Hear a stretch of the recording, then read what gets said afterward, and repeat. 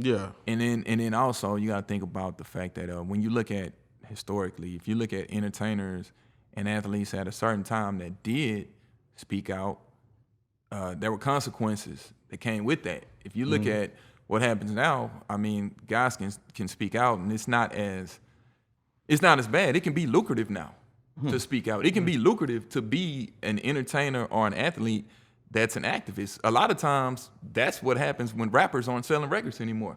They become activists. Yeah, or podcasters. or college professors, or, you know. Oh, man.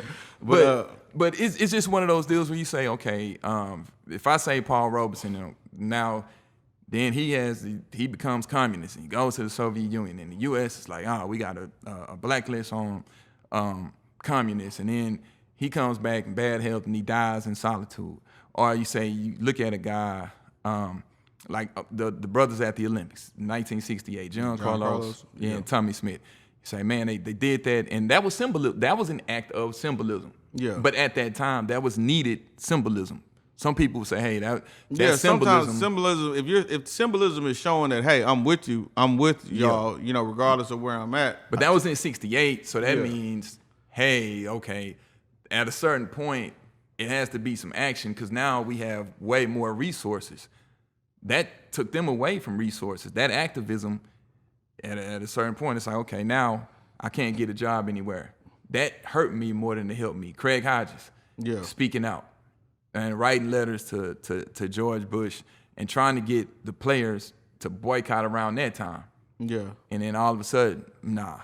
And then his career is ended. Mahmoud Abdul-Rauf. Yeah. He didn't want to stand for the pledge. Then he said, okay, well, I'll just stand and pray during the pledge. Then at a certain point, hey, he can't get on the team. Yeah, during the anthem, but yeah.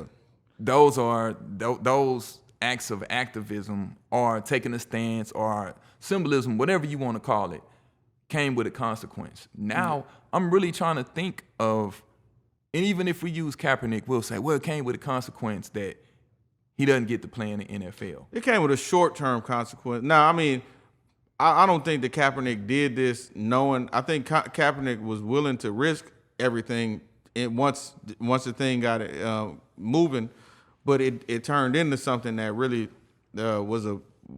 So how much of a risk really was it for him at the state he was in his career? If you're watching this on YouTube, man, hey, y'all, hit the subscribe button, hit the like button. This is Gentleman's History Hour.